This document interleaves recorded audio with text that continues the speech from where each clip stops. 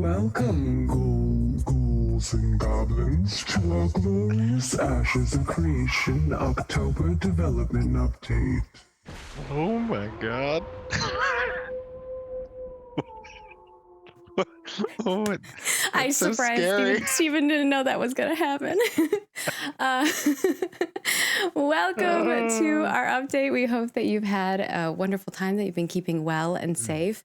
You can blame the community for whatever this is. This is my closet cosplay of a Wisp Welk. Oh, it's Our so Snorse, good. aka Snorse. I love the little eyes that you have coming off of it. That's so cool. It's creepy AF. But Are you gonna stand up like halfway through the stream and grow like horse legs? oh my gosh, that'd be amazing. If I had more time, I would honestly make like a proper cosplay, but your girl has been busy. We've got a lot going on. So we're just gonna get to that. So as always, we'll go over a quick recap of like what we're going to be covering today. We'll be doing reminders. We're going to do a segment on PvP and griefing. We're going to talk about our gathering update, which we have spicy. some that zoom in when you were like spicy. I know. Oh, can I make it do that? I don't know. I don't know. It like zoomed in on you. That's It has a mind of its own. He's trying to turn that off, but he couldn't figure it out. So enjoy the camera movement. Yeah, I apologize. I once again had to come to Las Vegas last night, and didn't get to bed until about 4:30 in the morning. Oh my gosh. Arrived pretty late, but got here okay, so that wasn't a problem. But I'm not as bright-eyed and bushy-tailed this morning, I think. That And I room can't looks control. ballin', though. I know. I can't control the camera because it just zooms on its own. So I apologize if you get some random zooms. But it means you can move around and it'll that's keep you true. in focus. And then we'll be doing a literally really short character update, and then studio update, and then Q&A. So hang tight, guys. We got a lot to show you. Before anything else, obviously we have our reminders, and with that we have our YouTube subscriber comment. You can subscribe to us on our YouTube video and leave us a comment on it, and if you do, you could be selected as one of these folks. So our first person here is from Space Brain. Space Brain asks, will there be advanced options for HUD customization early on in development? For example, hide name tags of players or NPCs, choose which HUD elements we hide or show, and have presets for these options to switch between quickly. In open world PvE, I might want virtually no HUD, but in PvP, I want more information available. Can this be done at the switch of a hotkey? So they're looking for more. I know we've talked about customization a lot. We want to allow for a lot of customization, but will we have some presets that people can hotkey? Absolutely. So customization of UI elements, especially on the HUD, is like a top desired aspect of our UI team. Colby and Grat and Jeff and Natalie and Drew, they're all working towards having the most customizable options when it comes to those types of things, and being able to quickly change that on the fly, given the PvX nature of the game, as well as the different styles of combat that's available, is something that's highly desired. So I know I always enjoy when I have maximum flexibility in the customization options of my UI, because UI is a very subjective thing, and it's constantly a topic of how we can, present the default appearance of the UI, but also in the settings allow for pretty much, carte blanche on what options are available to the player to choose. Awesome. And that is our comment. If you want your comment maybe highlighted, make sure that you're subscribed to our YouTube channel and leave a comment on it. It will be the development update video for October, not the extra videos that we post. And then, as you may have known, we announced that we are doing Extra Life again this year. Yes! This year's Extra Life, we have some bonus streams for you. We have a pregame stream over on Friday, November 4th at 6 p.m. Pacific until 10 p.m. We'll be playing a variety of games with some of our developers, so definitely tune in for that. And then, of course, our big 24-hour live stream where we will be playing Pathfinder set in the world of Ashes of Creation. So you'll get plenty of lore and action. I'll be be this yeah. one's gonna be a fun one because we tied in the scope of the campaign from a story perspective to be driven by one of the major points of interest that are present near one of the divine gateways on Vera. So this gives some insight to a lot of the quests that are involved with that particular point of interest. It's called the Tower of Carfen. You guys heard about it our last stream. And there I've are seen a a lot, glimpse of it in the distance. yes, and there are a lot of events that are in Alpha 2 around that tower. There's a lot of quest lines around that tower. It is a major point of interest in the world, and something very important happened there within the Aelan Empire during the fall, the Exodus, and it's set during that time, so you get some backstory behind the point of interest and the characters that are there. Yeah, it's going to be a ton of fun. Definitely tune in. You can already head on over to bit.ly/AOC Extra Life. The AOC and the E and the L are capitalized there. You can head on over there and you can start donating now. All those donations will be part of segment 1 of our donation phase for rewards. But we also have, while you're there, you can affect the game live. So the donation incentives that you can see on the page, these do different things like inspiration, nat 20s. You change places. So some of the characters may have to change places. We had it happen last year. It was pretty funny. That was pretty funny. Revive, we may need it. And of course, there's a whole bunch of other goodies there. And this year we'll have some pre-made magic items and stuff like that, so we can make sure those are happening a little bit quicker than previously. And of course, one of the favorites, the wild magic, where you don't know what's going to happen, but something crazy will. You roll a 1d 10,000 and you find out what, or 1,000, and find out what happens. So very, very And fun stuff. honestly, it's a lot of fun. If you haven't tuned in one of our previous years, you know, it's a pretty laid back and chill stream. We're playing Pathfinder in the world of Vera, but you know, there's a lot of fun stuff that happens. Margaret always keeps it amazing with the rewards and the benchmarks that we hit, and it's for a good cause. You know, Extra Life has been doing this now for a number of years. They've raised a lot of money with the support of awesome communities like ours, and it's always inspiring to see the MMORPG community step up to the plate in helping those who are less fortunate, those children who need help in these children's hospitals. And Rades is an awesome children's hospital here in San Diego, or there in San Diego. And it's an absolute pleasure to be able to participate with our fellow gamers. It's a really Yeah. cool thing. So next Friday, from 6 p.m. to 10 p.m. Pacific time, we'll have a little bit of a pre-stream fun with some members of the team. And then on Saturday, next Saturday, that's a week from tomorrow, we're starting at 10 a.m. Pacific time. Make sure to stop by. You don't have to donate, just come partake in the festivities, chat with us. It's a really cool opportunity to be a part of something special.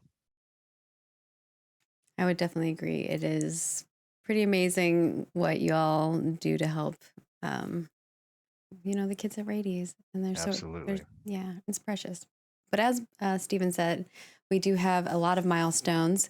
You can check out some of them right here on this page. And then also over on our page, we go up to 25K, because our main goal is to hit that mark. But if we do hit 25, we do have some more milestones as well, including things like all of us jumping in the pool in our cosplay. Oh my gosh. I'm going to have to tell everybody to make sure they bring another set of clothes in case we hit that. We made that milestone a little bit more attainable this year. So yeah, and of course, some of the fan favorites, we're definitely bringing back the dinosaur lightsaber battle. Hopefully we don't break one of Steven's lights again. No. They swung John the lightsaber. John will kill us. If we break another lamp, he will kill us. The lamp fell over. It was pretty epic. But yeah, it's going to be fun. And some of the milestones will also require your guys' interaction in chat. So if you're in chat, you get to tell us, you get to pick some of the options that happen, which can be a lot of fun. And of course, there are a bunch of other rewards that we have this year for the top 2 donors per segment. So every 4-hour segment. The first segment includes all the donations prior to the stream, the 24-hour stream. we will be giving a non-exclusive cosmetic item as well, and we'll be revealing that item on Saturday. So stay tuned for the Saturday stream, for the 24-hour live stream. And we'll also have the Alpha 2 Access, which you'll get access to, and a random board game from our selection, which will show a whole selection of those as well. And then we also have the top team on the Intrepid Studios Extra Life team. So if you make a team on our team, and then also the top overall donor on our Ashes of Creation Extra Life campaign, you will both get the 2022 Intrepid Extra Life Top Supporter Bundle, which includes the non-exclusive in-game cosmetic, as well as Alpha 2 access, and a bundle of 10 Alpha 2 codes that you can give away to your friends, family, viewers, however you like, and a personalized video from our lovely Stephen Sharif.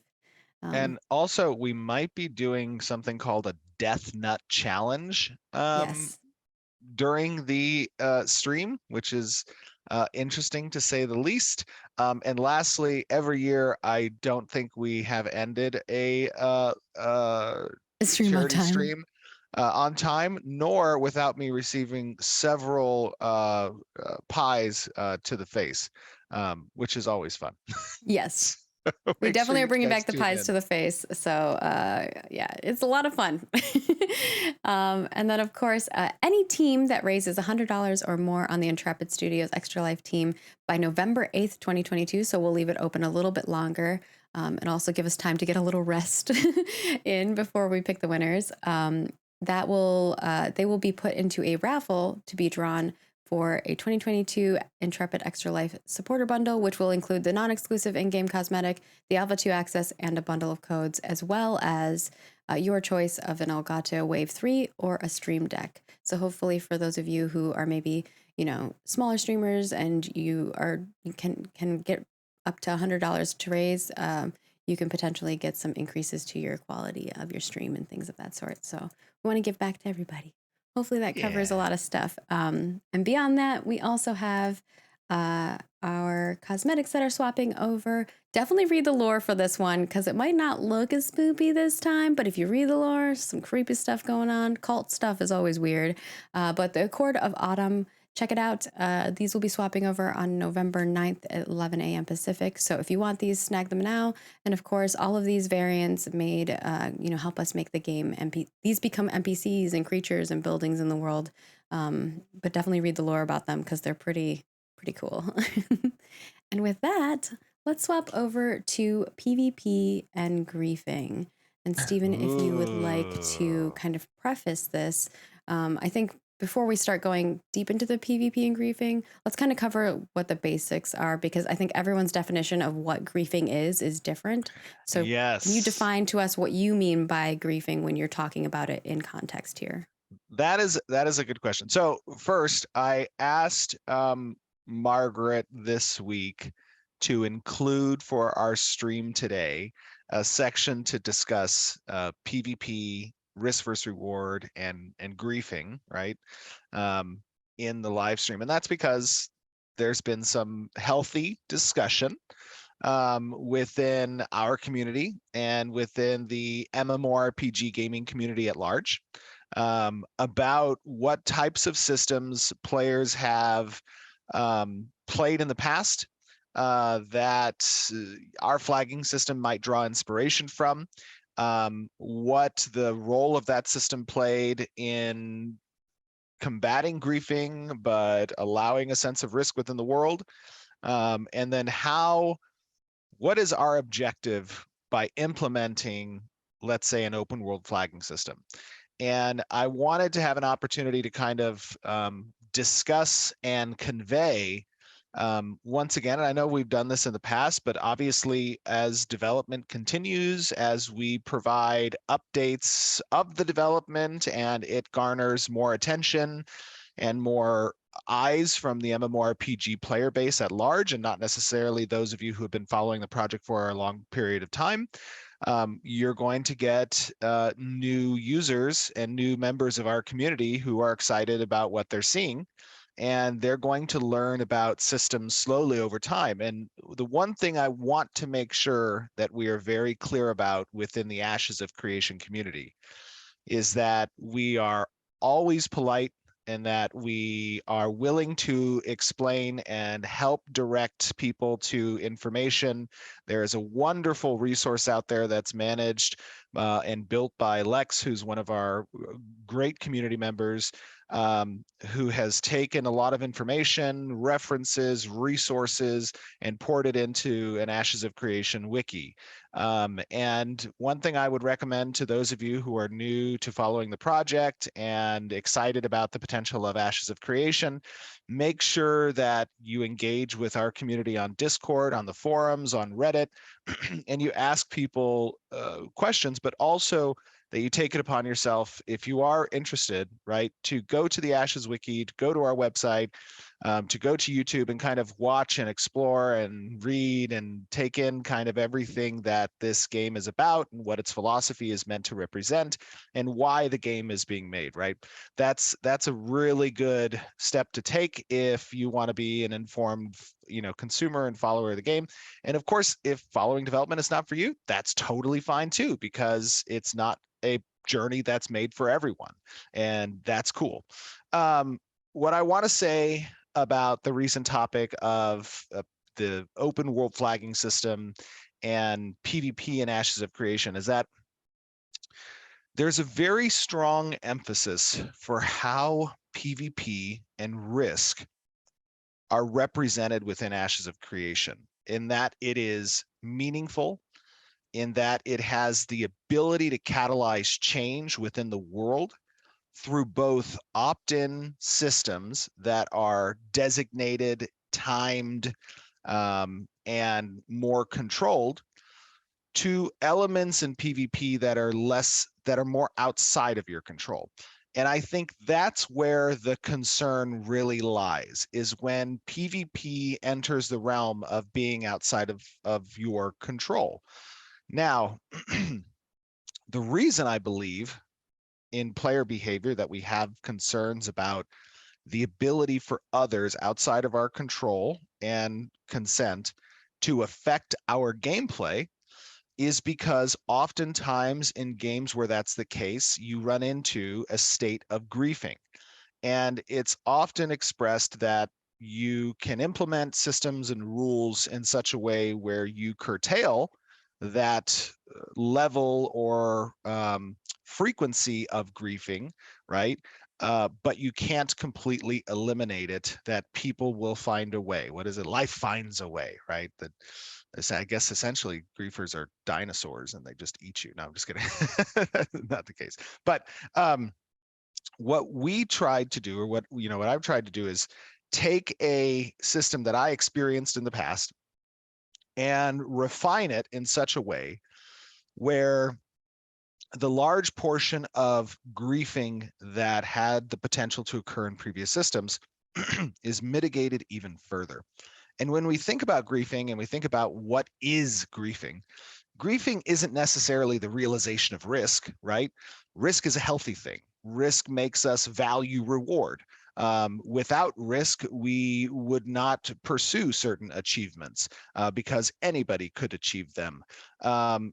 Risk makes us have a sense of thrill or have some sense of anxiety, right? And those are all emotional responses that get elicited when risk is present. So risk isn't a bad thing. We like risk. Risk is good not just in PvP, but in PvE as well. When you can't always predict the environment or encounter that you're a part of, risk is something like, I've never seen this boss do that before, or these ads came at an ill-placed time, or there's a trap here that I didn't experience before. There's a lot of elements that risk introduces that keep gameplay less stale, that keep it more dynamic, that introduce environments where the unexpected can occur. That is a good thing.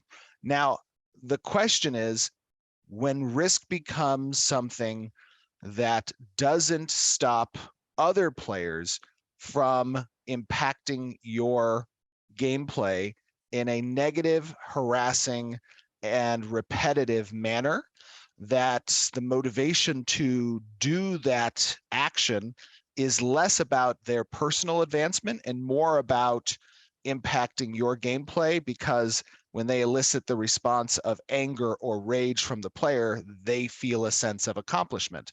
That, in my opinion, is what griefing is. It is outside of the expectation of the gameplay behavior that's being communicated in the design philosophy, right? Mhm. That is that is something that our system is intended to stop, but keeping risk still alive. And there's a fine line there, right? Yeah. Because you have to provide for the environment where player actions are unpredictable. And yes, they could impact gameplay, but you want to create a system that deters that player from reaping a reward from griefing, because when you deter them from that, the occasions in which griefing happens gets mitigated. That becomes very few, very less frequent, that a player is willing to accept loss as an impact for being able to affect another person's gameplay. And the corruption system that's in Ashes of Creation, I believe, will stop that behavior to a significant degree, to the point where it is a very minor, if not at all, experience situation for many players, but the risk is still there, right? And Yeah. that's something that requires testing. That's something that requires us in Alpha 2, in the betas, to see how we turn the dials of corruption, that the risk profile of corruption is high enough to reach the level of that deterrent, right? And that's something that we can't really opine on right now. Sometimes creators like to make very emphatic statements like, you will not like this system. This system will not be good for you. We don't know that yet, because what we are doing is we're innovating on the systems that have come before by enacting changes to that system which address the shortcomings of previous systems.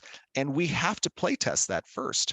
It is my expectation that this system will perform very well in keeping risk alive, but significantly curtailing or deterring the ability for players to grief, because we all agree that griefing isn't good. Griefing's not fun. That's not the intended game design.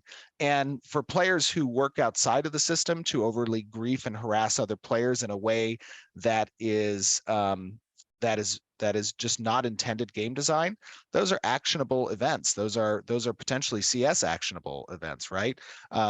You don't want other players just playing to ruin other players' game experience. And so if that's our intent behind the corruption system, you can be sure that we will refine that system with the many dials possible in corruption to better tune that so we achieve keeping risk but deterring griefing.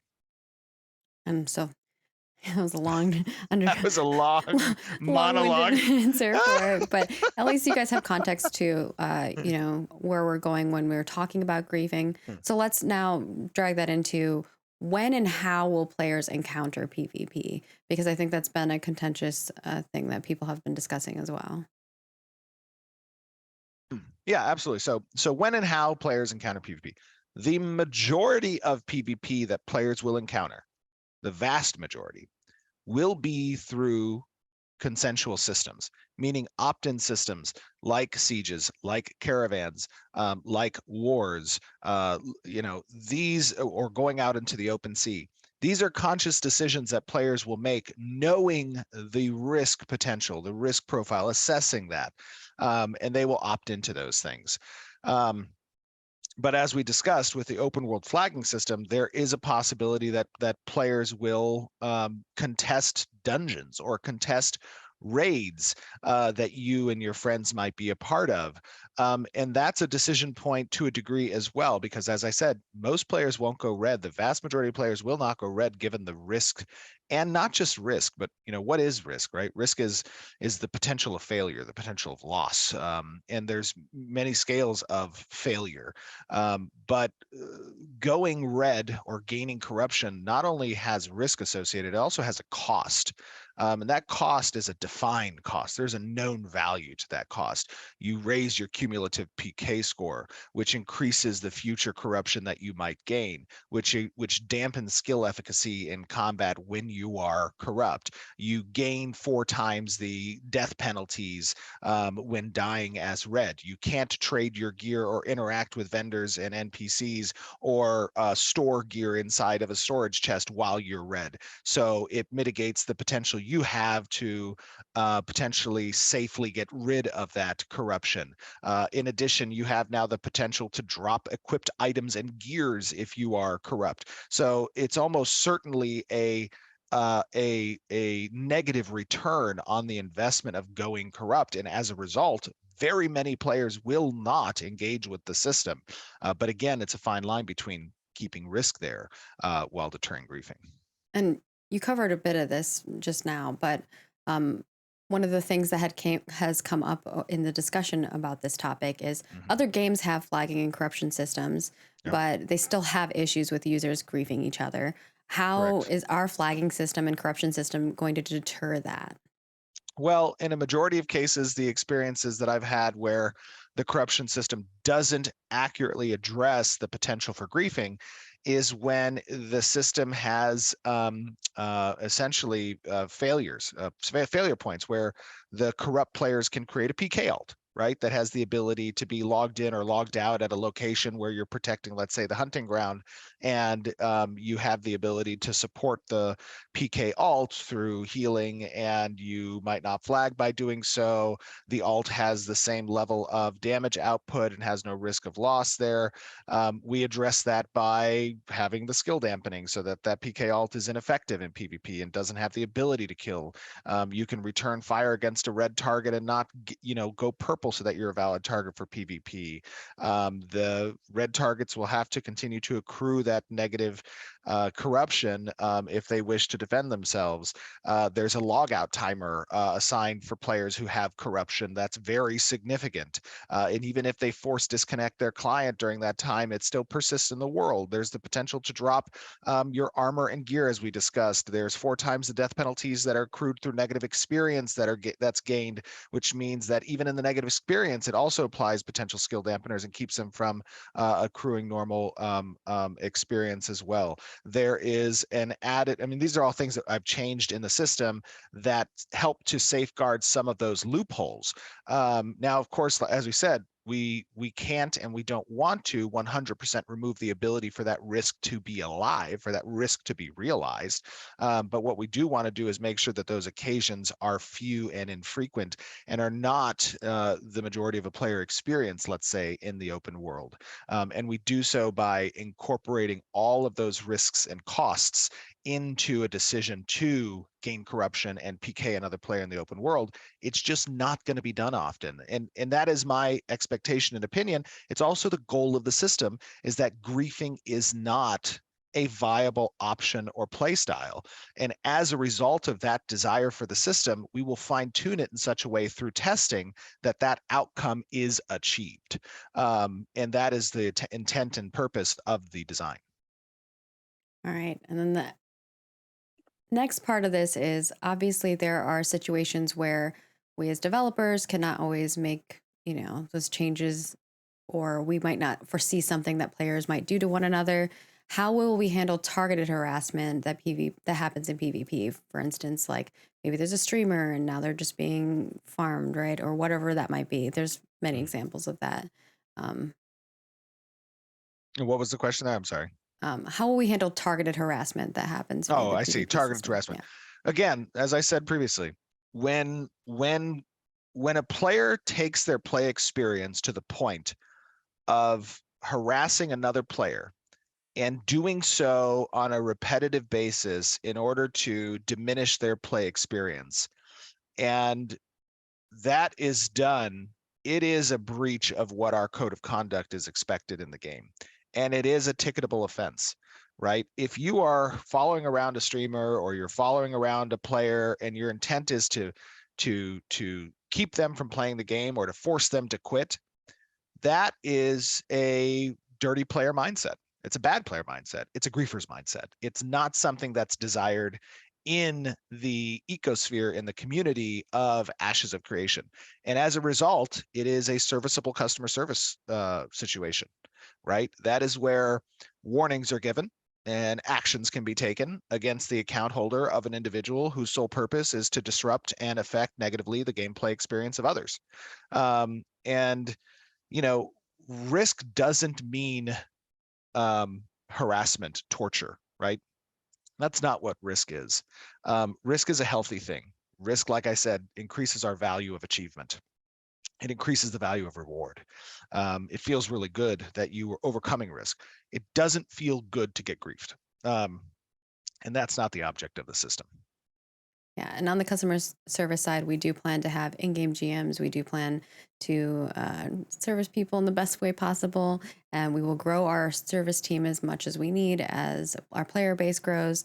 Obviously, right now, don't need as many folks in those roles, but as we do grow, that is something that we're very focused on. And Yeah. if you haven't seen already how we've been interacting with people on the service side when it comes to like community management and customer service, and so on and so forth. We really do care about people, and people are people, and that's, you know, at the end of the People. day, we're all I gamers like trying to that. play a game, making games, playing games. Like that is our goal. We're not here to try to hurt or harm people. I like people are people. People are people. Well, We're because all sometimes people think like No, we're I know. robots and that like we don't care, or like one of the No, things that that's hurts the crazy. most is when people say like developers don't care, and it's like, man, we What? pour our hearts and souls into what we do Yeah, every no. day. So I think our community is great at understanding that. I mean, we've obviously fostered an incredible rapport with you guys, and we're extremely appreciative of the feedback and engagement that you provide us. It's very meaningful in the development and iteration process for Ashes of Creation. I wanna leave this subject on a parting note. yeah, go for it. It's important to remember that the identity of what Ashes of Creation's core philosophical tenet is risk versus reward.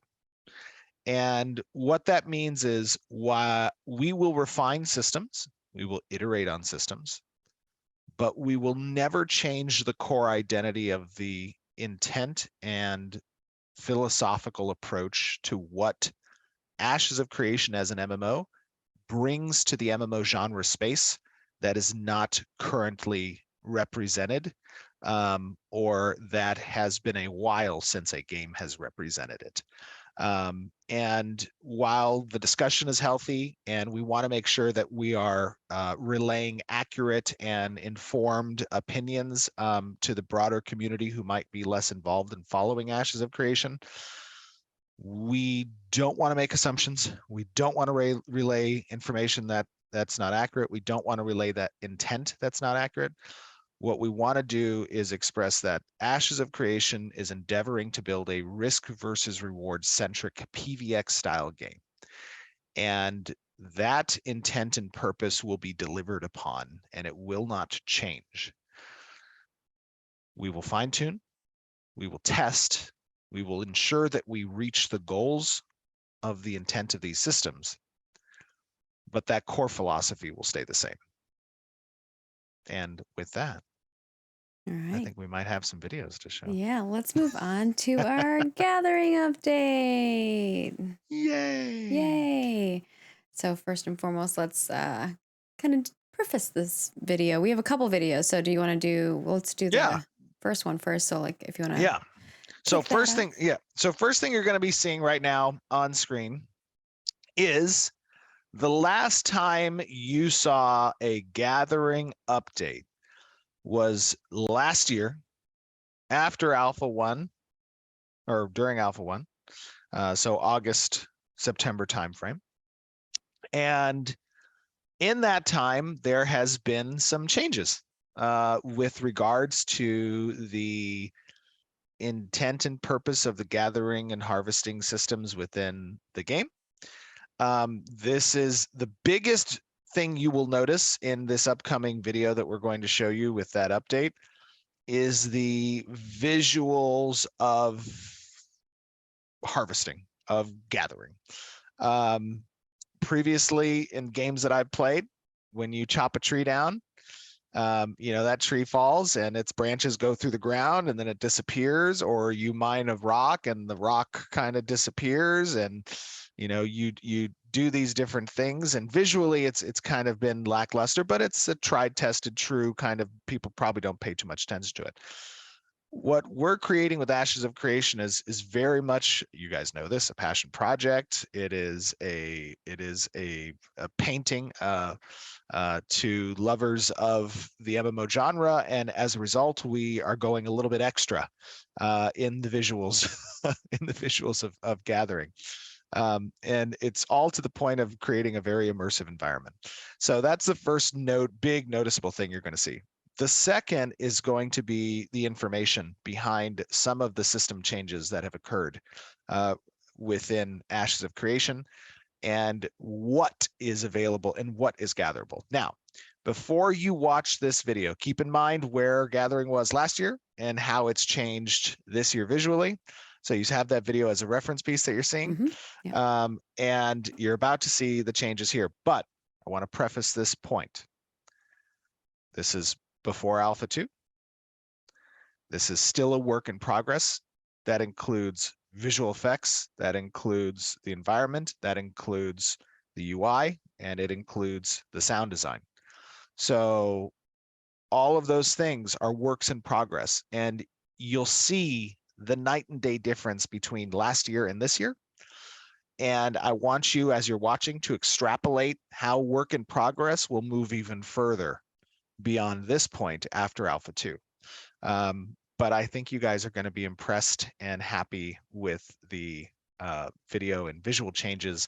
And I want to make sure that you listen carefully and take into account some of the questions we ask you guys. And when you go and you make comments and you give feedback, that you take into account what those questions are and you answer them very specifically. And then the last thing I want to say on this video is that, shoot, I forgot the last thing I was going to ask on it. Maybe I'll think of it while you guys are watching. Okay. All right. We ready to go? We're ready. We'll see you guys in 30 minutes.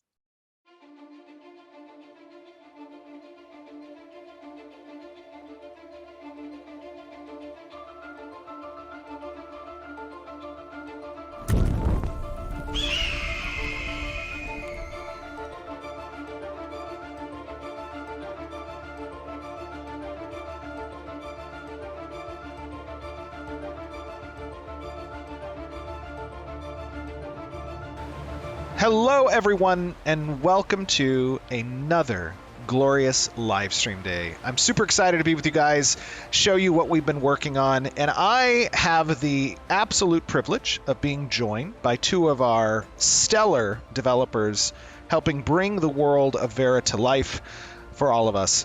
One of our glorious designers, Mr. Corey. How are you doing, Corey?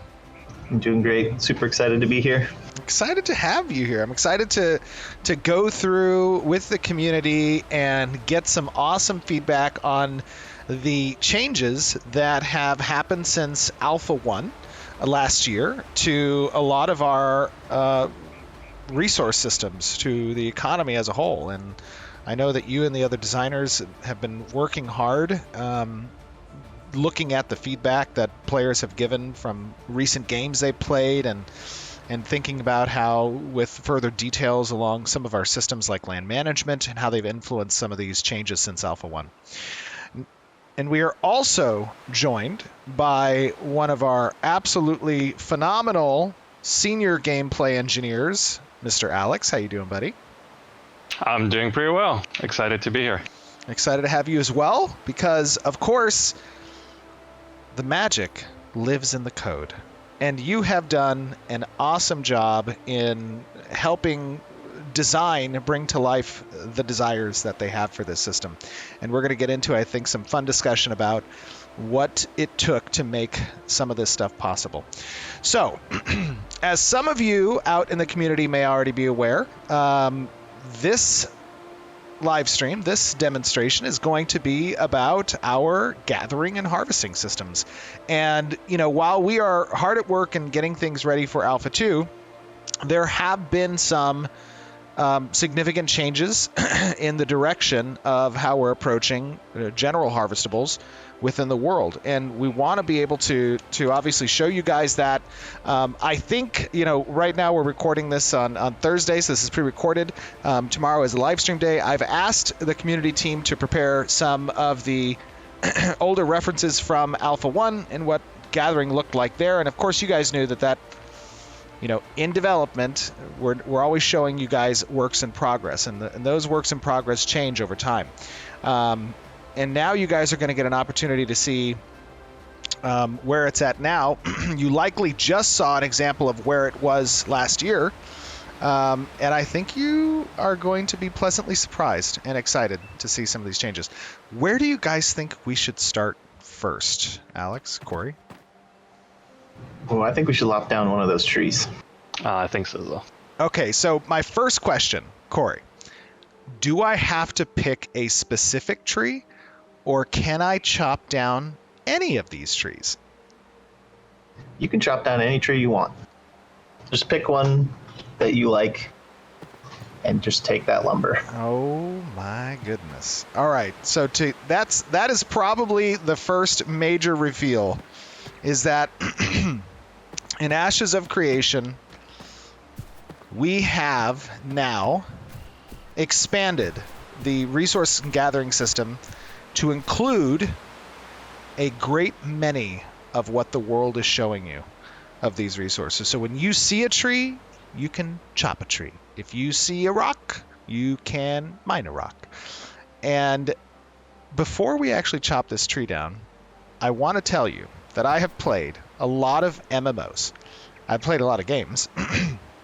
And I don't think I have ever seen a tree fall to this high of a visual fidelity standard before. And let me just chop this down, and then we can talk about what it took to get here. All right? Does this tree look good? Should we chop this one down? How's the angle here? We're going to get a nice view from this angle? Okay, all right, let's just chop it.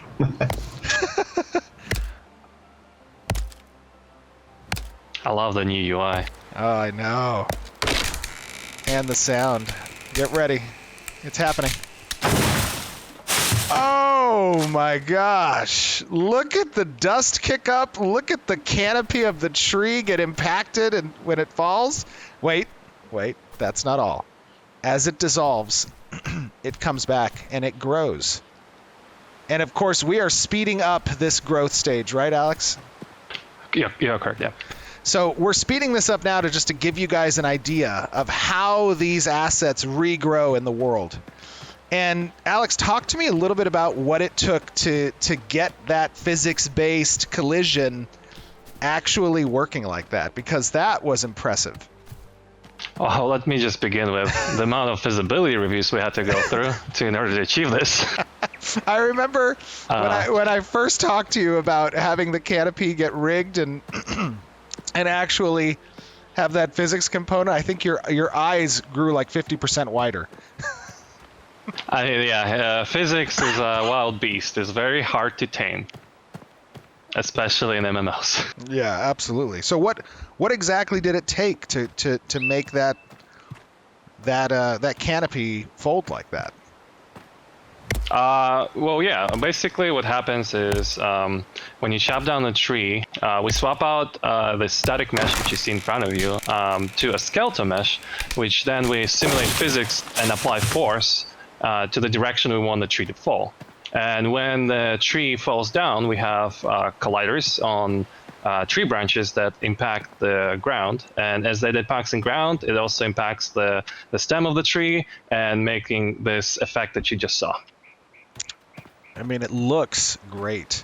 Honestly, I mean, have you guys ever played an MMO with that type of tree visual falling? I don't know, not really. Definitely not. Usually just mostly animations, or it just converts straight into lumber and then it just drops. Yeah, what I'm accustomed to is like just watching the branches kind of, intersect through the ground, after it falls, and then it just disappears. But of course, as you guys know, in building Ashes, we're really aiming for a very high visual fidelity bar. And I think this type of system really complements that goal.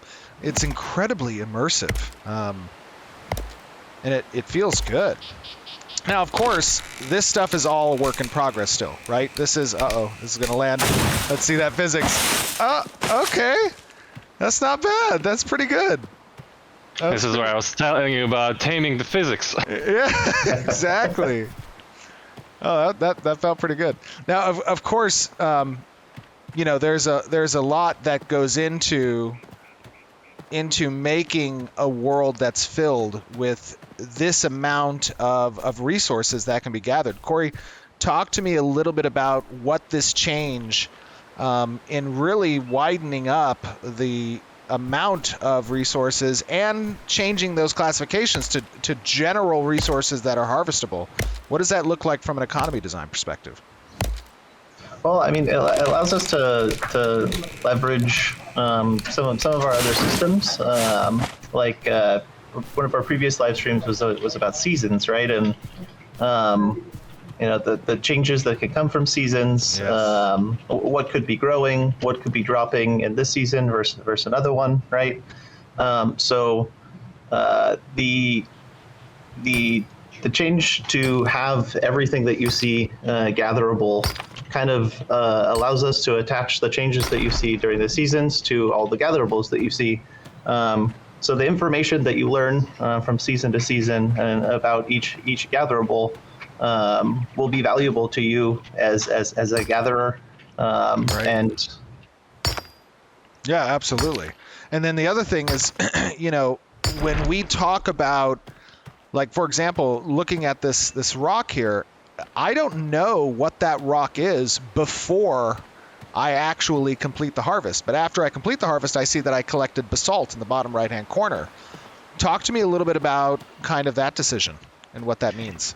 yeah, totally. So there's a bunch of different things in Ashes that will be gatherable, right? We have plants and trees and rocks and fish and that animals and creatures that can be tamed, right? And we're thinking to reach the visual fidelity bar and to have things a little bit more rooted in what we know, is that it wouldn't really make sense for you to just see gold all over the world the same way that you would plants and trees. So we wanted to get feedback on what players think about some of the different gatherable types having kind of different things that you would have to know and expect from them. So rocks are a good example of this, where you can see a rock, but until you crack that thing open, you don't know if it's full of stone, crystals, rubies, gold. So we wanted to try that out with some of our gatherables to have players have to open this thing up. And that's not to say that players won't stumble on a nice lode or vein or geode of gold. But most of the stuff that they would find in the world, unless they look hard enough, would require them to crack that stone open. Right. And of course, there are additional systems, some that we haven't really gone into too much detail on, but as an example, surveying can play a key role in helping players to identify locations of rare resources within an area. Is that correct? Yeah, definitely. Talk to me a little bit about surveying. Yeah, so surveying is a way that players can check out an area for resources. So players can learn where resources are that are static and that grow back in the same location. But we'll also have resources in Ashes that can spawn anywhere. So surveying will help players locate those resources. So if they're looking for something specific, they can hunt them down. Surveying will also allow players to uncover hidden resources that players wouldn't be able to see with their naked eye. Another thing that surveying would provide is some of the information that we were talking about before, right? Like, for instance, if you survey and inside of your survey area, there's plants. You might learn when that plant, what season that plant likes to grow in. You might learn whether it likes to be watered during the winter versus how it likes to be watered in the summer. You might learn. I see that the interior of this rock now has ore in it. Yes, you found one with some iron. So not all those rocks are just slabs of basalt. You might find some iron, maybe some gold, maybe some copper. We'll see. Oh, that is super cool. This one was also iron. Very nice. It looks like you found a little iron deposit there. And so when players interact with the survey system, talk to me a little bit about what that interaction looks like. What exactly does the survey gameplay layer feel like? Yeah, so you'd work with a surveying tool, and you set the surveying tool down, and that tool would have a specific area in which it's able to uncover and extract information about the resources that are in the area. So, as a starting out gatherer, you might end up with one of the tools, right? But as you progress and become more proficient with using the tool, you might be able to set up additional pylons and extend the area of your survey. More pylons.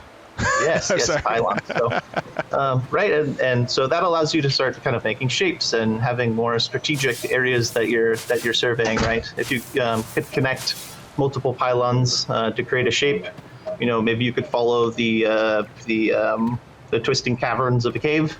Maybe if you're out in the open like we are here, you could just try and make yourself a nice widened shape to scan as much of the area as possible. So it'll be up to the player to be tricky with their surveying tool to try and get the most efficiency out of their survey. Okay, I would like to point out one thing, is that are these apple bushes? I'm collecting apples, and they're like from a bush. They are from a bush. That is awesome. Hey, this is Vera. I know. This is Vera. There are apples that grow on bushes. So the survey system, I think, is one that's really cool because it also all is a part of this kind of cohesive land management system, right? Is that resources spawn at a set rate, and that rate can be influenced by how other players are interfacing with the resource system within a given area. And if there is a high traffic and a high volume of interaction that is yielding these general resources or more specific and bespoke resources, then that can have a deleterious effect on the land management score of the area. And how does that affect the resource spawn? Yeah, it could be positive or negative or both simultaneously. So the land health value, right, ties into the health of a specific ecosystem, and the ecosystem can kind of scale with different segment sizes of the world, or the world itself, a biome, maybe a node, maybe a player's freehold, and the things that a player does in those areas will contribute to health in a positive or negative way. So, doing something like rotating your crops might increase the health of the land because that's considered something good to do. And maybe apprehending or removing poachers that are overhunting a certain species could be helpful to the health of the land. Maybe the mayor puts out a request for players to try and get rid of invasive species that are plants. Maybe they're overgrowing weed, and it's stopping other valuable plants from growing. Yes. Nice. And every action would feed into a positive thing in one area for the health of the land, but it could also have repercussions in another, right? If you overhunt predators, the prey have no predators picking them off. So the spawn rates of those rabbits that the wolves usually take care of could go up. And maybe if you overhunt the rabbits, the wolves want to find another place to go. So the ecosystem health and land health system allows us to really root players into the world and learn about their surroundings, learn about what repercussions their actions have, and work together to work within and manipulate that system. Right, are you telling me if my land management is poor and I cut down all the trees, my land would just be barren for like long periods of time? Ooh. Yeah, it could definitely extend the amount of time that it would take for what you want to grow back. Oh, that's cool. That is pretty cool. And that is another component of how player activity or actions within the world have a visible and systemic effect on that world's economy. And that helps to simulate the ebb and flow of supply chains, of the prevalence in the locality of certain resources being depleted, and having extended periods of time where the players go without that, and that can spur the need for transiting materials across the world, right? Exactly. That is pretty cool. So you're saying I'm gonna have to travel to other nodes and steal their lumber? Well, now that's a decision you need to make. If you need any help with that, you can recruit me. So I see here that we have a particular type of flower that I believe only spawns in winter. Is that right?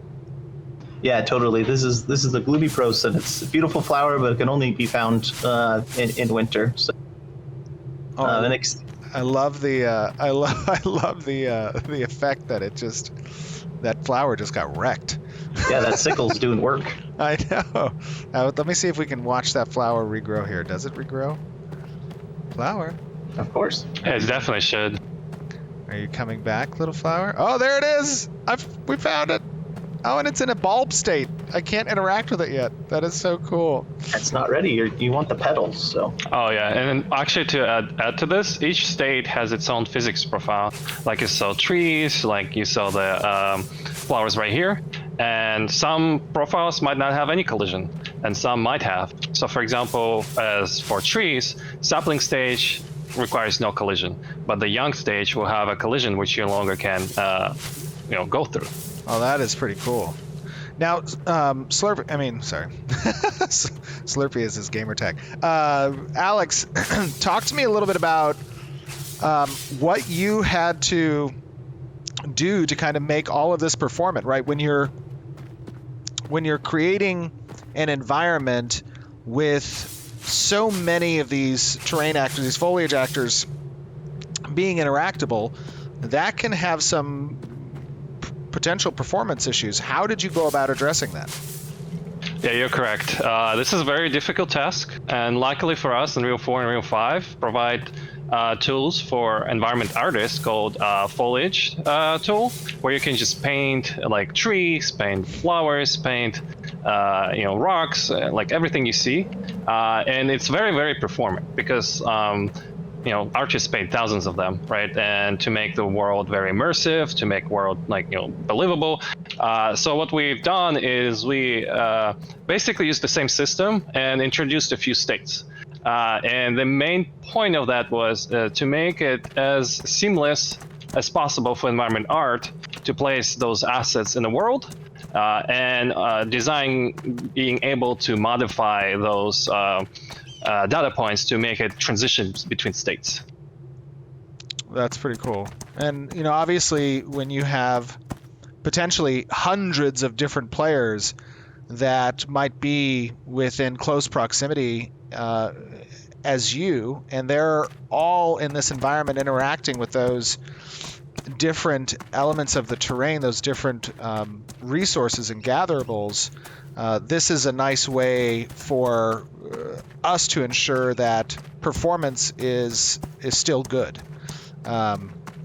Correct. I think the biggest thing would be here also networking, is being able to have as less data as possible to send to the clients, so it's more performant on the server.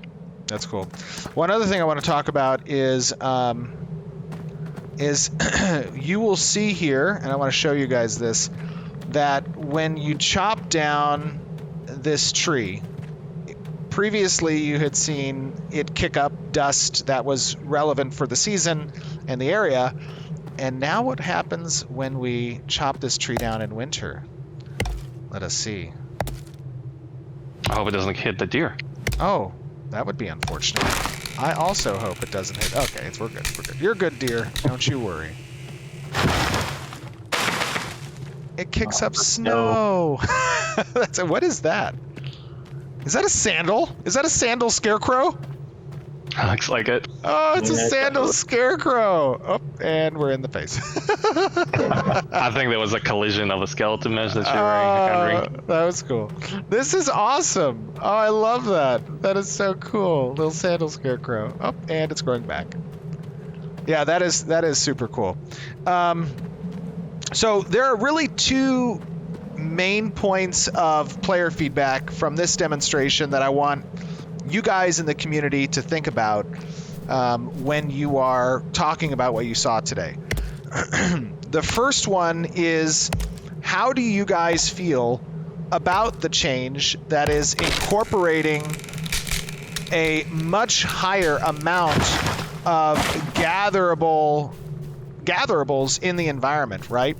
Now, obviously, like I said, these are general resources that are primarily geared towards construction and development of nodes, the transit of materials across the world through caravans, repairs, and then they are general resources that are used in a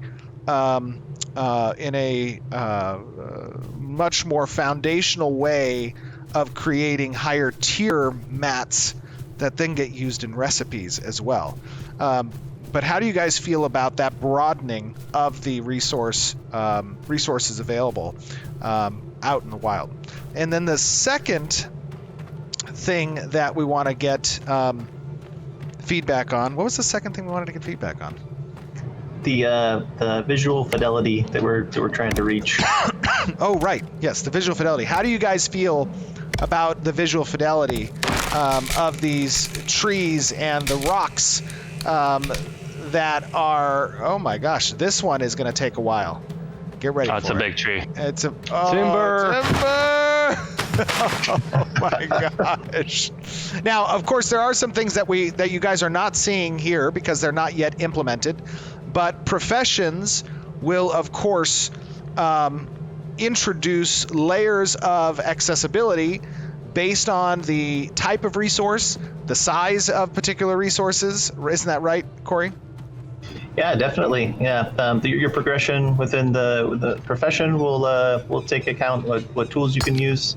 There might even be some opportunity to do some gathering with other players. Typically in other games that I've played, you usually do the gathering alone. You're venturing around alone, and we wanted to take a look at maybe having a friend help you with a true person saw on a larger tree. Maybe there's some panning that you could do as opposed to just hitting ore with a pickaxe. So we'll have other tools that are part of that progression path, and then other activities that players can do if they would like to gather together. That is pretty cool. And then on top of that, progression within your profession can also speed up the gathering times that you have.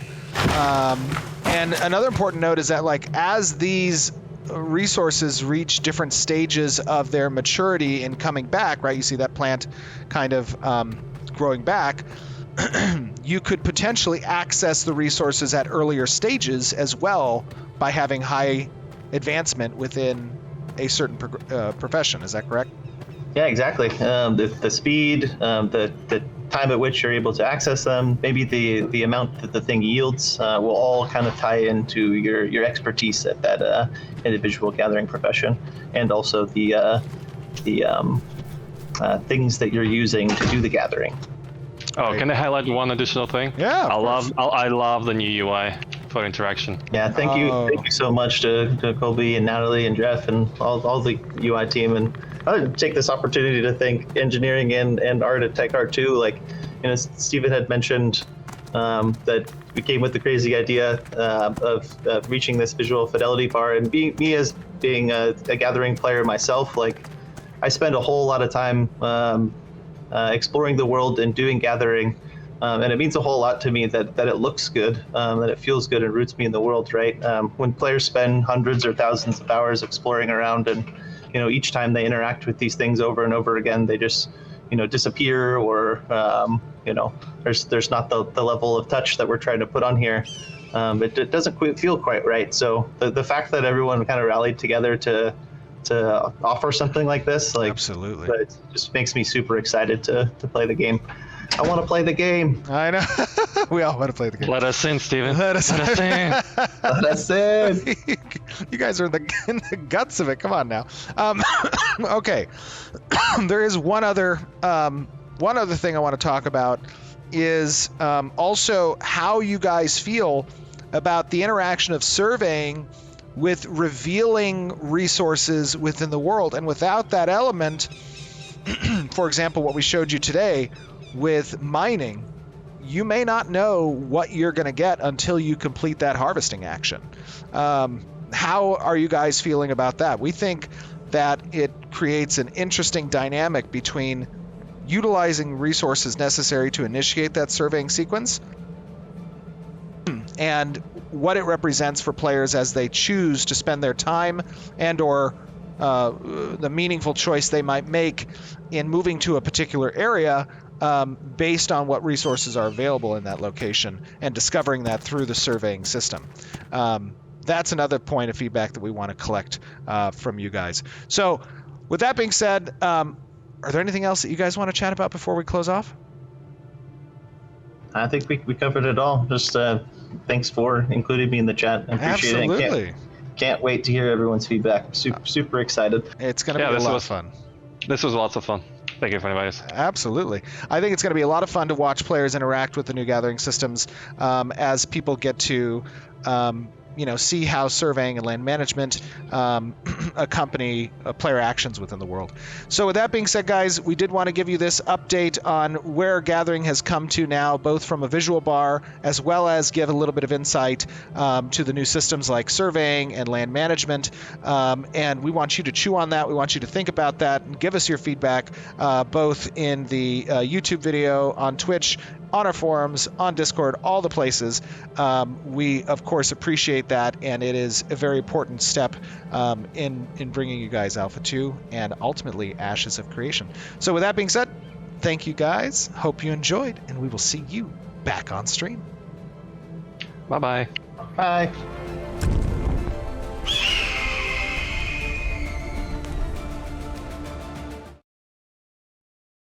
Welcome back. Welcome. Yeah, seems like a lot of people enjoyed seeing the update and finding out that everything's harvestable. Well, not everything, but almost. Yay! Yay! But with that, we know you guys have a lot of questions, so I did gather some of those. But we do want to go into a little bit more detail on a couple topics here, because we'd be here all day if we tried to cover everything. But there are a couple things that we wanted to also just share with you all. And the first thing is a little bit more information regarding surveying. So I'll kind of toss that over to Stephen in regards to that. Yeah, absolutely. So, for example, you guys saw when doing the mining that for the particular mining nodes that were present in the video, you really didn't get a sense for what was within the rocks until the mining was completed. And the purpose of that is to emphasize systems like surveying, right? Surveying is a component of different professions, of different gathering professions that require materials and tools to create in order to utilize the survey system. But when you deploy that survey, and it's a different type of survey gameplay layer based on what you're looking for. If in the case of mining, you're looking for locations, rarities, and a chance to proc different pulls out of the rocks. you set up these pylons, as Corey was saying, and you do that in an area. And that area might grow depending on your progression within the profession and the skill points that you allocate into surveying. The surveying period of time might be extended based on that progression as well. So you have a longer time frame by which you can survey the area. And it will indicate to you locations of certain hidden resource nodes, as well as different types of resource nodes. So gold, for example, can be demonstrated in the world in 3 ways. It can be demonstrated through those rocks you're seeing us mine. It can be demonstrated through a vein of it appearing within a cavern, and it can also be panned for in different river environments as well. So you might not see all of those things visually unless you were to survey, and you would also get a breakdown of the potential rarity of those nodes and what you can pull like pure gold when trying to mine a particular rock. There's a reward table that's associated with it. It has a chance to proc that pure gold resource, and surveying will help you identify the highest chance locations for those as well, so that you're able to achieve them faster than other players who might be looking for the same thing. That's an element of what surveying really represents in the gathering side of things. And then additionally, when you think about the profession level required to access certain tools or to harvest certain size trees, and that will also require that the player have achieved a certain level of progression within that profession in order to do those things. Corey also talked a little bit about combo resource gathering or team resource gathering. One example of that might be depending on the size of the tree that you cut down. When that tree falls, that fallen tree would stay there and for a period of time. And if you have a tool that's a 2-person saw, you can have another player begin to saw that tree with you to collect additional tree resources. And that would be something that you would require a friend who's available or someone who's nearby, and it would grant resource gatherable to both players in that situation. And depending on your performance as you interact with the game layer of that gathering action, you would require inputs from both players in synchronicity, and the performance of that synchronicity would yield a greater potential outcome as well from the harvesting event. And would they both would both parties or whoever's helping be able to grab resources then? Yep, both would be granted resources at the completion of the resource gather, yes. All right. That covers another topic, which was the grouping, group Yes. harvesting. And then we also had some resource expertise content that you wanted to cover as well. I'm so sorry. So that last part one more time. Resource expertise. Resource expertise. Yeah, you wanted to talk about that. Did I want to talk about that? I think we'll probably reserve that one actually, Okay. for because we want to present that in a little bit more comprehensive way. So Okay. Do you want to Yeah, I add that with the ecosystem management or? yeah, the land management, I know we have a big rollout for it, but I Mhm. can touch a little bit on essentially what land management is. Land management is a way to take certain zones and radiuses within the world that are undergoing interaction from players who are gathering within that area. And depending on when they're gathering certain things, whether or not those things are mature or they're gathering them while they're still potentially young, that can impact the land management score of that zone. And when the land management score begins to dip and there's not reciprocal action that increases its value, it can cause a detrimental effect on respawn timers, on the random allocation of node spawns for resources within that area. It'll be less likely for rare spawns to occur. It'll take longer for them to mature. And it will potentially diminish the return rate of gathering events on those resources as well. There's other effects that can occur. Now, this can be a counter push back against, or essentially a throttle and a counter push against how much players are taking from the environment and not giving back to it. It can also be an offensive action from potentially a neighboring node who maybe isn't at all out war with your location, with your node, but they want to impact your ability to progress or to level up your node faster than them perhaps. And so they send their citizens to your area to decrease the land health. And that's kind of an offensive action, right? Policies could potentially be enacted that might protect certain actions within resources. And we'll expand more on land management in future articles or live streams. But know that that is a system that accompanies, again, representing a opposite reaction from the game system to the player action, and eliciting that change within the world as a result of player activity. And that was something that we thought was really cool. Corey and I believe and Jason worked on that system a lot. All right. And with that, then we have a few questions here, which is surveying only something for the gathering artisan class, or can everyone do it? Surveying is something for the gathering branch. So all the professions that live under gathering, they will have some form of surveying that's possible. And I think we kind of showed a little bit of this, like certain plants maybe you wouldn't be able to harvest in their not mature state, but will they be able to chop down sapling trees and such? As it stands right now, no. What happens is there are different lifespans of the growth period, right? You have stages where it's a sapling, then it moves into a young adult, it can move into a mature tree, and then it can be potentially a dying tree. And your progression and rank and skill point allocation within the profession that is relevant to that gathering action will help potentially increase your gathering speed to make it possible for you to gather something earlier in its lifespan potentially, and then to potentially increase the yield and obviously give access. So there's ways for you as a player to progress and augment when you can harvest something in its lifespan. Okay. And then people are curious, how do rocks grow back? How do rocks grow back? That's a good question. What's the lore behind rock growth?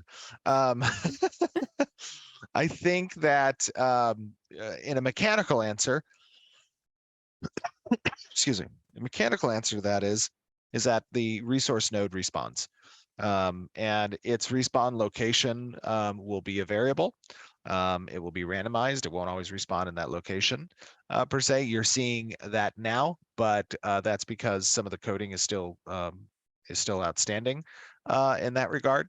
But essentially, they will be in different areas than where you previously harvested them. And I think that's the crux of what the question is trying to ascertain. Will I be standing at a location waiting for something to respawn and then it maturing over time and then just accessing it? And that's not the intent of the system. Yeah, a few people did ask that, and also asking if a player or NPC is near where something's growing back, what happens? When they're near it growing back? Yeah. You mean like from a collision perspective? Yeah, like if I'm standing near it, or if an NPC is. When the collision would intersect with the player capsule, then it would offset the location of the player capsule. It'd move them, or it either that, or in some scenarios, the collision would be disabled until the player moves out of the collision box. And the flip side of this is, what happens when a tree falls? Do I take damage? Do NPCs take damage? No. Yeah, no, it doesn't do damage. It's, it's a fun mechanic. There's lots of games that have it. I've experienced it. It's interesting. But in environments where you have player density reaching in sometimes the hundreds, it can create an almost comical type of environment. And that may be fun for the first few occasions that it occurs, but after a few dozen times of interacting with that system, it'll get old real fast. So we're building an MMO environment where we expect high density of players, and as a result, we want your meaningful interactions to be with other players and not with the random location of physics-driven trees that might fall on your head or bounce into your bodies and kill you, or hundreds of other people. And then the follow-up question here is also, can mobs knock down trees? So could a monster Yes. come and chop down a tree or knock it down a tree? Absolutely. So this tech provides for a very interesting type of interaction where the interactable object can be influenced by non-player characters, and that can help to sell the scene of a giant monster roving through the forest, and also potentially impacting the land management of the area, or just the general aesthetic of the zone, being able to track a raid boss that's roaming across the countryside because you see in its wake fallen trees or footprint decals and stuff like that. I think it's a super cool way to create yet again another immersive element of the game. Awesome. And you already answered the question about nodes not being static. They will be more dynamic spawning. Correct. And That's then the other question is in regards to sound. Will it be multi-directional? Or Yeah. Sound is something. Now remember, Cat's doing an absolutely phenomenal job with the Amazing. sound. I think you guys have seen just over the last few showcases how the quality of the sound design has been, and it's phenomenal. But she is just getting started, and her team is just getting started. So when you look forward to the quality of the sound design in the game, how it attenuates based on obviously distance, how it has additive layers of echoes that can occur depending on the region and the zone and the the terrain features. I think you're going to be in for a treat, and you don't have to necessarily believe me on that. Just look to our performance on things like the character creator, on things like the weather and seasons. It's important to note that Ashes of Creation is very much a love and passion project. And the cool thing about love and passion projects is that when you reach for the stars in creating an experience that is top of its class, that is a shared desire amongst all of us at Intrepid. You're going to see some really immersive qualities and high quality development coming forward, and sound design is obviously one of those very important areas. And I know just how phenomenal. Kat's probably like, okay, you're setting expectations really high, but the reality is she's You're that awesome, good. Kat. And I know. So we're really excited to see that work further. Yeah. And I think the last question here that I'll wrap up for this segment is going to be, folks do have concerns about resource griefing to some extent, which is a great topic of discussion that we've had earlier. Will there be enough gathering items for people to harvest? Is there going to be, do you have solutions for some of those issues where people might be like, we're keeping these nodes to ourselves and not allowing other people to get them, that kind of thing? I think that again, we get back to this philosophy question of risk versus reward. And when you think about the availability of resources, probably one of the most instrumental keys of making that foundationally a rewarding system is through the introduction of scarcity. And scarcity by definition means that there's not enough for everyone. And in that regard, you're going to get player behaviors that are driven by scarcity, such as wanting to protect the land around your node or locations with rare spawns when they occur. A mithril node might pop up in a cave somewhere, and some guild might want to try to lock down that node. And they may do so by utilizing instruments like declaring war on other guilds, or essentially trying to capitalize on that node before anybody else has the opportunity to do so. Again, to the point of open world PvP, it's extremely unlikely in the goal of the system is to deter the potential for PKing. That likely will not be the case in the vast majority of situations because of the detriment of doing so, right? We deter that significantly, but that doesn't mean we don't want conflicts to arise from scarcity. The desire is that that conflict does arise, and it's organic, and it feels driven by purpose and meaning, and that purpose and meaning is capitalizing on the rarity, the scarcity of the resource that not everybody has access to. That creates compelling environments. It creates tiers of success. And if you're always down at the bottom of being able to capitalize on those rare spawns, now you have motivation for why you might want to achieve either better gear or stronger alliances or stronger friends, or a guild that you can rely on. Those things help you climb the ladder of success. And that is something that is a core philosophical tenet of Ashes of Creation, and we won't ever step away from that. Cool. Yeah. Just saw people talking about it. Figure it's a good thing to discuss because there are balances, and I think like the economy element of that is very important. You need to want to get those resources, and people need to want to try to keep them safe. Absolutely. All right. And with that, we are going to head on to our character art. It's a smaller segment today. So, just buckle in, guys. We're not quite done, and then we'll get into our Q&A segment. So, with character art, today we have Jinxie's wonderful skeleton warrior. I think I have a little 3D turntable of that as well. I'm going to have to watch this on my phone because I can't see it. Oh, there we go. Whoops. Okay. It's in the run of show as well. I know, but I don't have a computer. It's like over there. Yeah, they look really cool. I love their armor. It looks great. Yeah, I love these guys.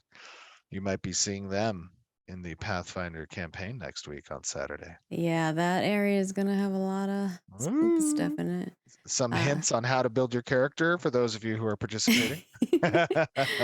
Next up, we've got our bandit slaver. So you're going to see kind of the creation of them and then the actual model as well, which is pretty awesome. He's pretty creepy. I think Keith did this, yeah? Yeah, Keith did this one. It's Looks not great. Okay. I like his little lantern too. Does he have the lantern? Yeah. And in the is it a lantern? It's like a interesting device. Something. Yeah. Well, I should turn There up you the go. brightness. I'm like, I don't think it's a lantern. Yeah, I think it's manacles and Oh, they're a device to prod you with. For some reason, my vision isn't as good as it used to be. It does have a glowy look to it. So It's a lantern. Let me light the way, adventurers. Come with me. let me manacle you. No, whoops. And then we have this. I think his eyes will light the path. It's glowy and creepy. But He's very not creepy. cool. He's just misunderstood. He's going to brand you with his branding device. That's meant to protect you against the creatures that might try to attack as he leads you deeper into his home. Yes, true, for sure. Yes. That's what he tells you to make you feel safe. And then the next one here is obviously you've got to have the bandits if you have the bandit slavers. So here are some of the bandits. I did see today that some of the other bandit full models came in as well. So, but you get a little group photo. This is before. They look like they're like a band of some sort. And then we also have some spear and shield and mace action, some base stuff, which looks pretty awesome. Which some people might be seeing in a very near future stream. Yeah, very near future stream. And then we also have our Q&A. So let us get through those questions Try not to hold you all here hostage too long. Although I'm sure chat's like 2 hour Hostage. stream, go. I know. Actually, do you want to talk about anything studio update wise as well before we do Q&A? Yeah, I mean, studio update, things are going great at the studio. We have been, hard at work towards Alpha 2. Design has really been, getting into the playable area of Alpha 2 and getting all the POIs and the node layouts and their associated content around it. Obviously, content is a big part of what is going to be present for Alpha 2 that we want players to participate in. Engineering has undertaken some significant merges as of late. 10 months in the excuse me, 10 months in the in the works here. Hunter and Zach have been doing a lot of and Antonius have been doing a lot of network optimizations, and there's a big merge going on last month and this month, and that's always fun to see a lot of that hard work come to fruition.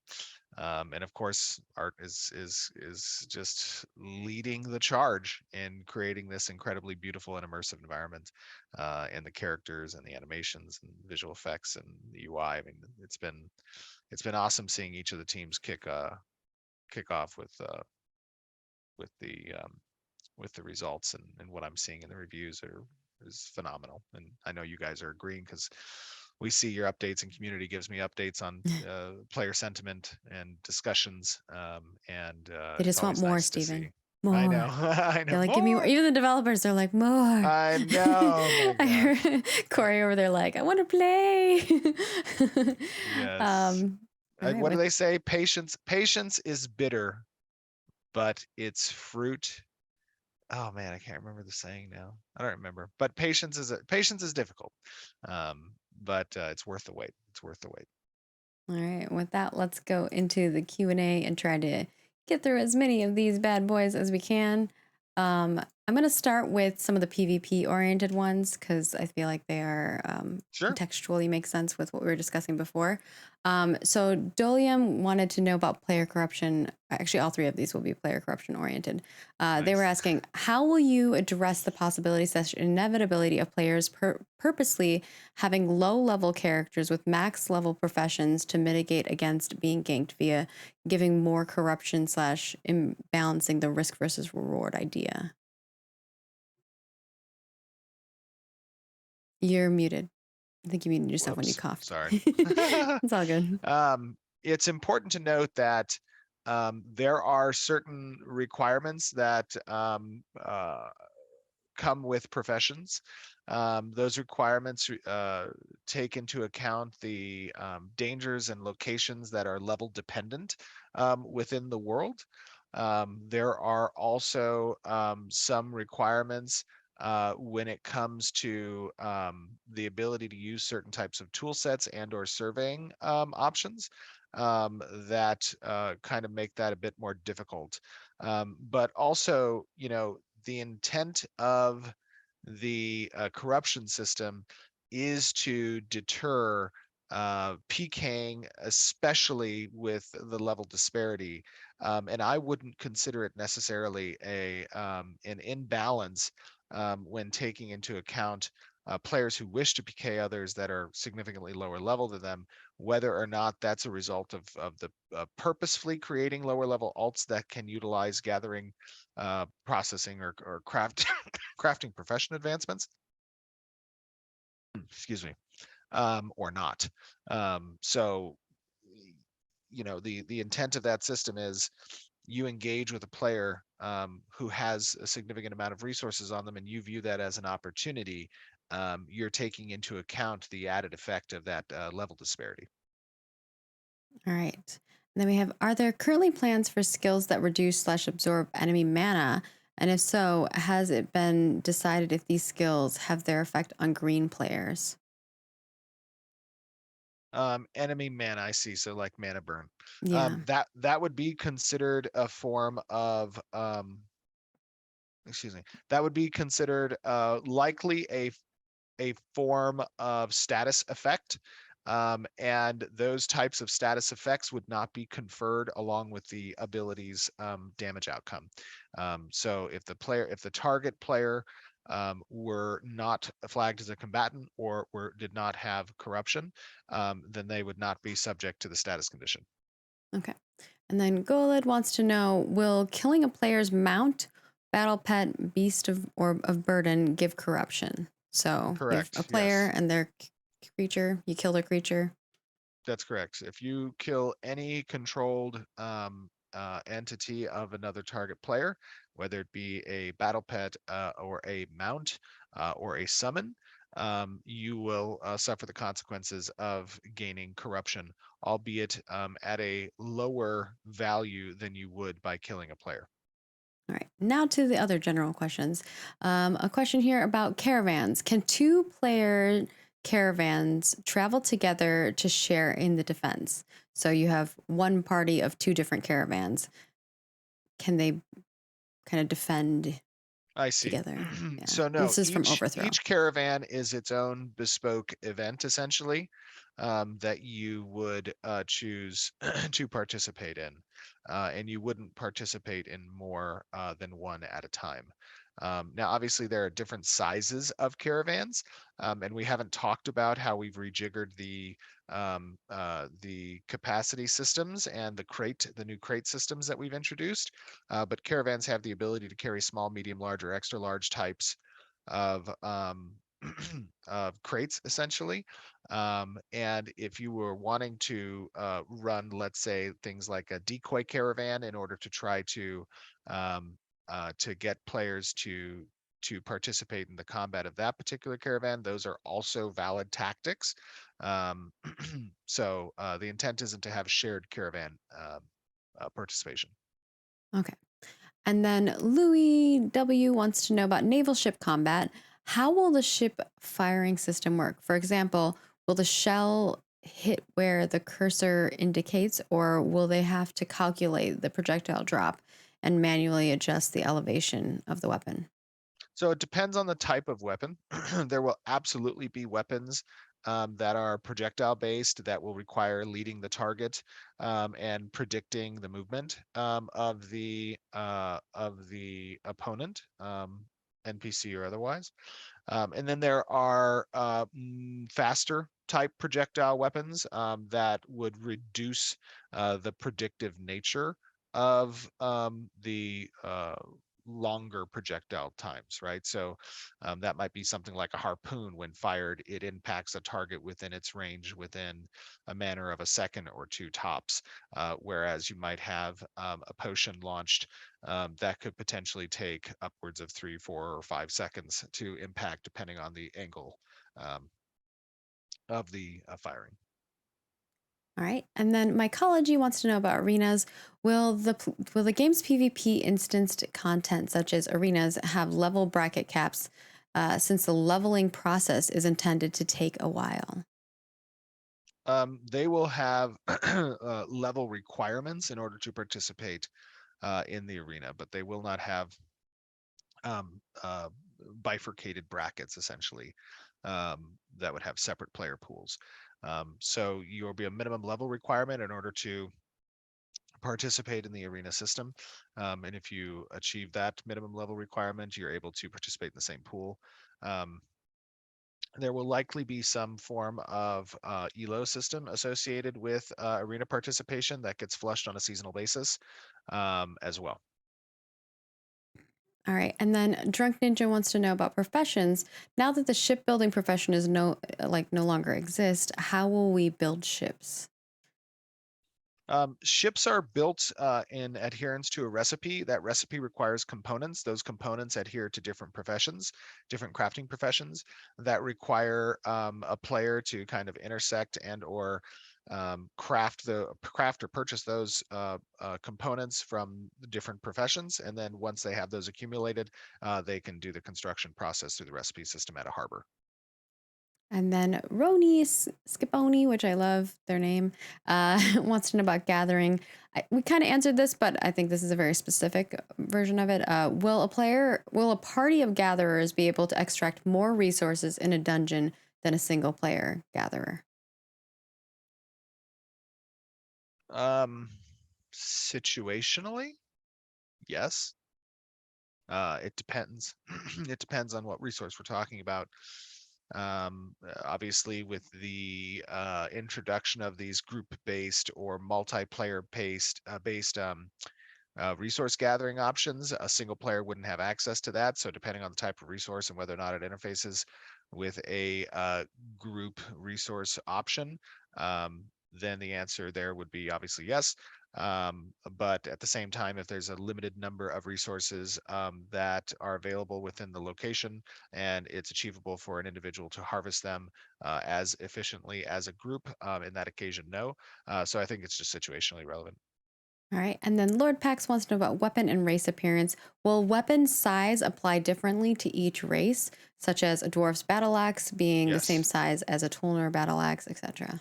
No, the weapon the weapons will stay the same visually from their components, their theme, but the size will be adapted according to the player race that's wielding it. So you wouldn't have you wouldn't have a Kaivex, or excuse me, a Renkai dagger look like a Dunir's longsword. You would adjust the size. All right. And then this one's from Asgerman, which is OpenSea content. With risk versus reward as a central design element, will there be better materials, items, resources, etc. in areas with auto-flagged PvP, OpenSea nodes, ruins, than in a normal open world PvP area? Yeah, we talked a little bit about this when we discussed the update to the OpenSea flagging system. Is that the idea here is that better things in more abundance can be found in the OpenSea zone. And as a result, that is why there's an added level of risk associated with opting into those locations. So as players choose to enter the OpenSea, they're aware that the potential for reward is higher. And in order to keep relevant that equilibrium between the ratio of risk versus reward, we've decided to step up what that risk looks like in the OpenSea by changing the flagging rules. All right.